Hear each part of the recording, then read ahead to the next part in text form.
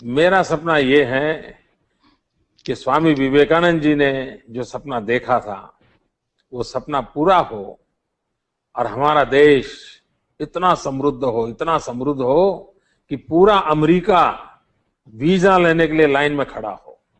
ये मेरा सपना है। मैं अमेरिका हूं, उसके बजाय मैं ऐसा देश चाहूंगा कि अमेरिका को लाइन लगा के वीजा लेने के लिए खड़ा होना पड़े। मेरा सपना ये। जी हाँ दोस्तों, अमेरिका से भारतीयों के लिए डिपोर्टेशन के बाद एक और कदम सरकार उठाने जा रही है। अब इसमें विदेश में नौकरी के लिए सरकार कानून बना रही है, जैसे कि जो एजेंट वगैरह फर्जी तरीके से बोले वाले लोगों को पैसा ऐड के या किसी प्रकार से डंकी रूट के ज़रिए, इलीगल रूट के ज़रिए अमेरिका वगैरह भेज देते हैं, फिर वहाँ से वहाँ की सरकार उठा के इन गरीबों को फिर से वापस भेज देती है। तो जो इन लोगों से पैसा ठगा जाता है, जो इनको धोखा दिया जाता है, उस धोखाधड़ी से बचाने के लिए सरकार पहले क्या करती थी, सज़ा का कम प्रावधान था, छोटी मोटी सज़ा दे देना, जिस प्रकार एजेंट का वो पंजीकरण रद्द कर दिया या उसकी दुकान पे ताला लगवा दिया, इस प्रकार का ही दंड था।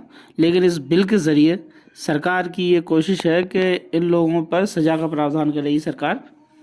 तो दोस्तों, केंद्र सरकार विदेश में नौकरी के लिए जो जाते हैं उनके लिए भी सख्त नियम बना रही है।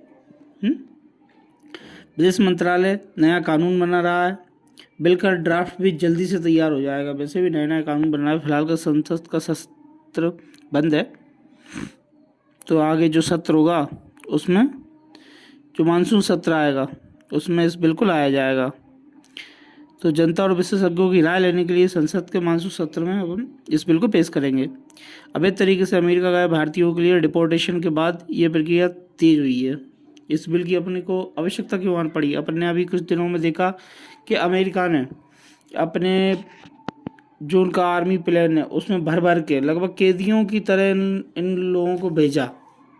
बाकी इनका कोई ज़्यादा दोष नहीं था, जे मात्र कुछ अच्छा जीवन की तलाश में अमेरिका गए थे काम धंधे के लिए। भाजा के इन्होंने कोई अपराध नहीं किया, बस इनका अपराध क्या था, ये गलत तरीके से गए थे।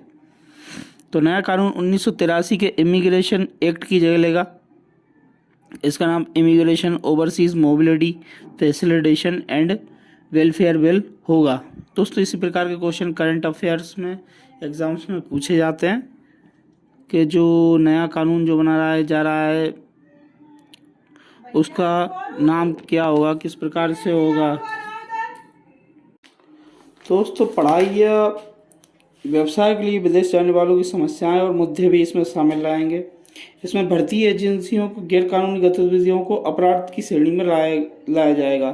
जैसे कुछ जो रिक्रूटिंग एजेंसीज रहती हैं, जो जहाँ से फ्रेश टैलेंट को भर्ती करके ले जाते हैं और कभी जब इनके साथ धोखा हो जाता है तो उन्हें सही जानकारी नहीं रहती, तो इनसे पैसा भी ऐंठ लिया जाता है और उन्हें फिर वहाँ पे इसी प्रकार छोड़ दिया जाता है फ्रीली, ना इन्हें कोई काम वगैरह दिया जाता है। तो फिर यूएस सरकार क्या करती है, लोगों को चिन्हित करके या इनको पर्टिकुलर पॉइंट करके इन्हें इकट्ठा करती है और वापस भेज देती है।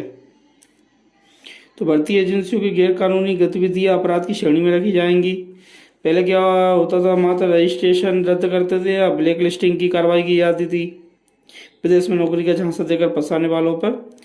अब क्या होगा कि फंसाने वालों को 5 से 10 साल की सजा व 1 से 10 लाख तक का जुर्माने का प्रावधान भी रखा है। अगर जहाँ से आप बंदों को रिक्रूट करके बाहर ले जाते हो या फिर इलीगल रूट से भेजने का उनका प्रबंध करते हो या उन्हें लालच उनसे पैसे लेके इस प्रकार की व्यवस्था करते हैं, तो ना कि आपसे फिर रजिस्ट्रेशन रद्द होगा, आप पे 5 से 10 साल की सज़ा व 1 से 10 लाख तक का जुर्माना भी वसूला जाएगा। यह अक्टूबर 2024 तक देश में देखा जाए तो दोस्तों अपने देश में फ़िलहाल लगभग 3094 या फिर ऑलमोस्ट अपन 3100 गैर पंजीकृत एजेंट कह सकते हैं इस प्रकार के जो कि मिले गए। अब ये नया बिल अहम क्यों है इतना, आखिर इसकी इतनी ज़रूरत क्यों है? तो दुनिया भर में अभी करीब 3.5 करोड़ भारतीय फैले हैं, ठीक है, जिनको अपन NRI नॉन रेजिडेंस इंडियंस कहते हैं, NRI। इनमें से 1.58 करोड़ NRI हैं। और जबकि 1.97 करोड़ भारतीय मूल के लोग हैं। अमेरिका ने हाल ही में अपने अवैध तरीके से भारत पहुँचे, जो भारतीय अवैध तरीके से अमेरिका पहुँचे हैं, बेड़ियों में झगड़ के उन्हें डिपोर्ट किया था। काफ़ी वीडियोस आई और काफ़ी भद्दा लगा देखने में। संसद में भी ये मुद्दा उठा कि इन लोगों को अमेरिकी सरकार ने ऐसे हथकड़ियों में बांध के क्यों भेजा। खैर विपक्ष ये मुद्दा उठाएगी, लेकिन अपन भी कुछ नहीं कह सकते क्योंकि वो इलीगल रूट के जरिए गए थे, उन पर पूरे कागज नहीं थे। तो अमेरिकी गवर्नमेंट ने उन लोगों को इस प्रकार से वापस भेजा है कि उनको नज़रों में तो ये अपराध था। और देखा जाए तो दोस्तों, अपन भी इस चीज़ का विरोध नहीं कर सकते क्योंकि गए तो आप इलीगल तरीके से हो। जो नियम सरकार ने बनाए, अगर आप उनके जरिए जाते विद डॉक्यूमेंटेशन, किसी की हिम्मत नहीं है अमेरिका में भी कि आपको छू ले। तो अमेरिका के बाद अन्य देशों में भी इमिग्रेशन कानून सख्त होने की आशंका है। ऐसे में भारत इमिग्रेशन की एक पारदर्शी व सुरक्षित व्यवस्था तैयार करना चाहता है ताकि भविष्य में किसी भी तरह की शर्मिंदगी पर नागरिकों को होने वाली दिक्कतों से बच सकें।